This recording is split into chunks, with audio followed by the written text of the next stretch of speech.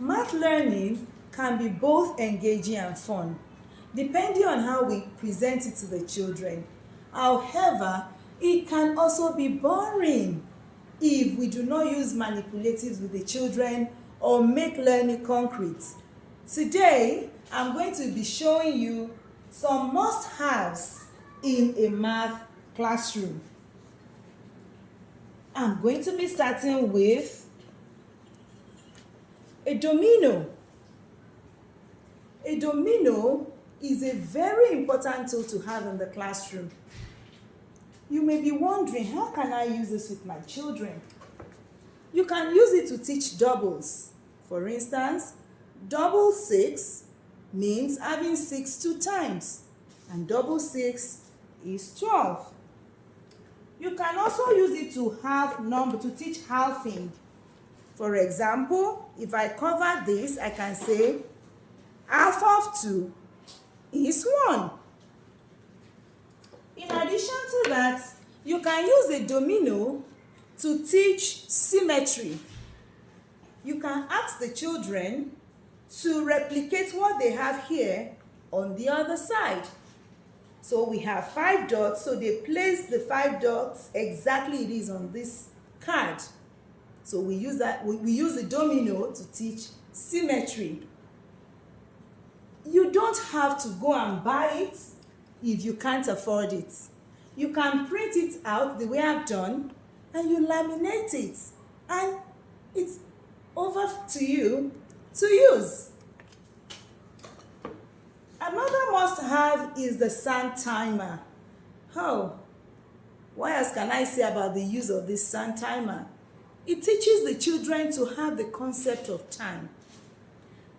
They learn whether they can do so much within a particular time or not. We have different types of sand timer. We have the 1 minute sand timer, we have the 5 minutes, we have the 2 minutes, we have the 3 minutes, we have the 10 minutes, we have the 20 minutes. We have them in different colors and times. We also have the dials. This is the third must-have in the classroom. Every teacher should aspire, and even parents should aspire to have these dials in their classroom. For example, I can use it to teach subitizing, which means knowing without counting. So I can flip this around. 3,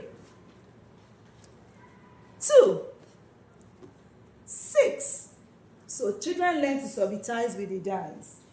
You can even get creative with your dice. For example, if I'm on number 33, I can throw the die and I have 4 on the die. So I can jump 4 steps ahead. I can say 4 more. So I go 1, 2, 3, 4. So I land on number 37. I can also use it to say 1 less, 3 less. I can be creative with what I put on the dice. For instance, let's throw. This is +2. So let's assume I'm on number 25.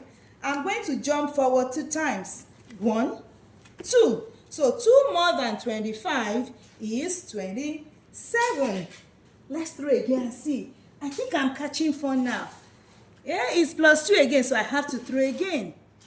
Uh-oh, why do I keep having +2? Okay, now I have -2. So let's assume I'm on 15.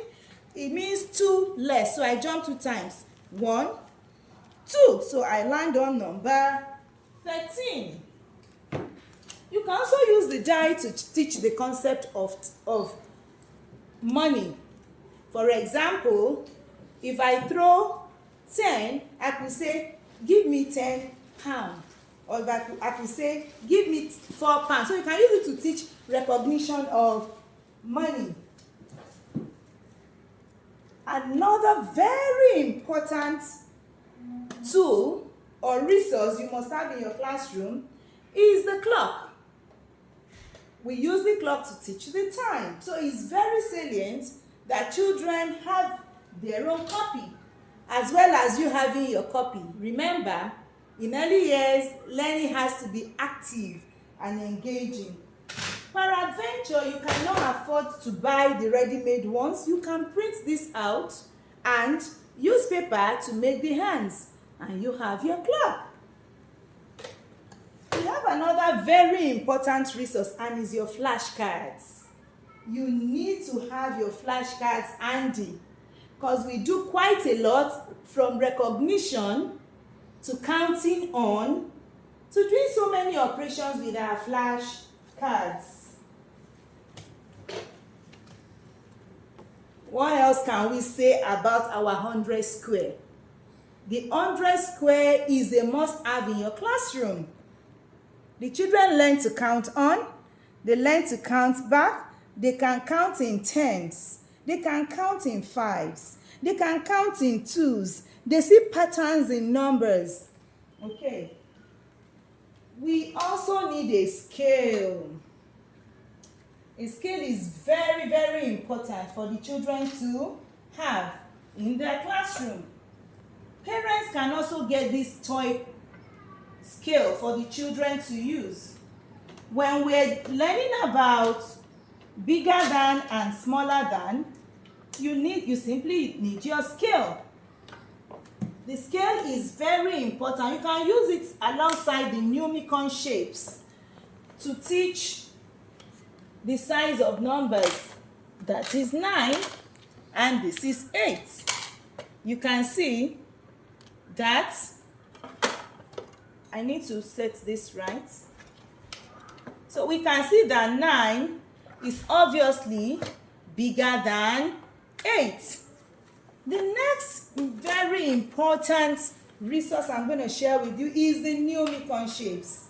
I already did a video on how to use the numicon shapes, but for the purpose of emphasis, numicon shape is colored. You can see we have different colors and each shape represents a number. So please check my video on how to use the numicon shapes. And we also have the number line. The number line is very important in a classroom. So you use the number line to teach the progression of numbers. We use it to estimate numbers. Sometimes we use it to do the missing numbers. So it is very versatile and is very important to have in the classroom. Last but not the least that I will be talking about today is, of course, you know what it is. Counters. We need counters, or some people call it counting objects. It makes learning active and visual for the children. It's not everybody that may be able to afford it. You can get your bottle tops and save them and turn them into counters. You can also use your lollipops as counting tools. I hope I've been able to share with you some of the must-haves, and I need to let you know that when you have these resources in your classroom, your math learning will not be the same again.